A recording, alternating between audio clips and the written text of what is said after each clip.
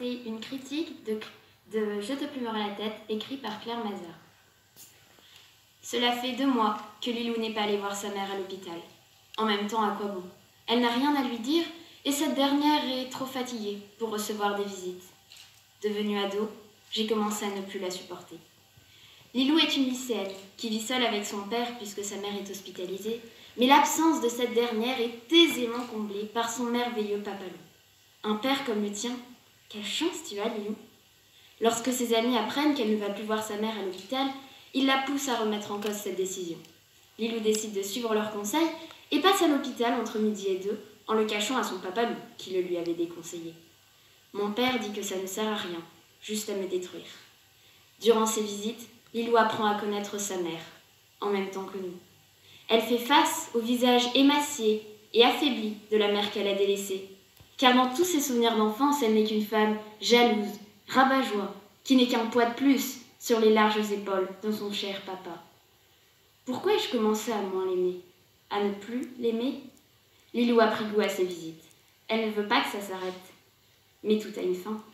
Tout s'enchaîne dans un tourbillon de larmes et de questions, et l'arrivée de tante Jo ne va rien arranger. Au contraire, elle ne fait qu'amplifier les doutes de Lilou, à propos des dernières volontés de sa mère et des mensonges de son père. S'ensuit une longue et douloureuse dépression, durant laquelle Lilou va totalement perdre pied.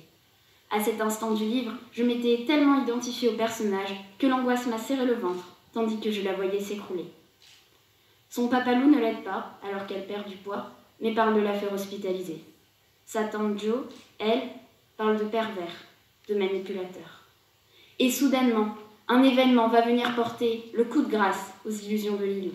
Les écrans se brisent.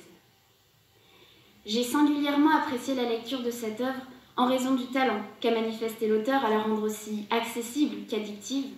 Globalement, j'ai ressenti un très grand attachement pour tous les protagonistes et plus particulièrement pour tante Jo et Gabriel, qui sont les adjuvants de Lilou.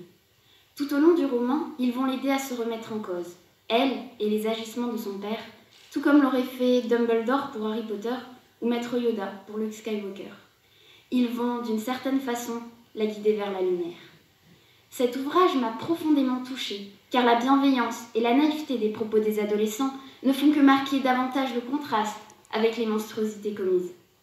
Interrogeant également sur l'importance des liens sociaux et familiaux, ce livre nous rappelle que sans ses amis et sa famille, Lilou ne serait plus rien. Comme l'a dit Jean Ferrat, que serais-je sans toi qui vint à ma rencontre? Que serait Lilou si personne n'était venu à sa rencontre? Un ouvrage humaniste, à la fois brutal et attendrissant. Une œuvre à couper le souffle, de par sa finesse et son ouverture d'esprit, et finalement, une mise en garde. Vous ne ressortirez pas indemne de ce thriller émotionnel.